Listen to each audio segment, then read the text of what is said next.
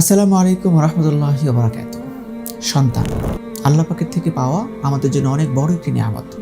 এই সন্তানকে ভালো করার জন্য, সন্তানকে ভালো পরিবেশে বড় করার জন্য, সন্তান যেন আমার মতো না হয়, ও যেন আমাকে ছাড়িয়ে যায়, আমার থেকেও ভালো করে, এমন প্রচেষ্টা, এমন চিন্তা আমাদের সবার জন্য একটা অন্যরকম ব্যাপার।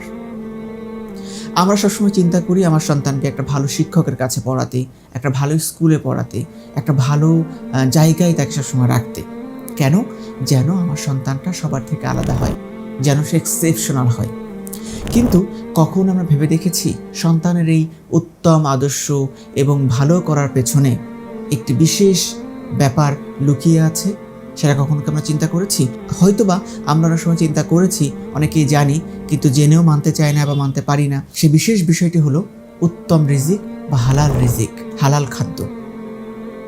আমরা অনেক কিছু করি, অনেক যুদ্ধ করি, অনেক সংগ্রাম করি আমাদের বাচ্চাদেরকে ভালো রাখার জন্য, কিন্তু এই ছোট্ট বিষয়টা হালাল রিজিক বা উত্তম রিজিকের ব্যবস্থাকে আমরা কখনো করেছি?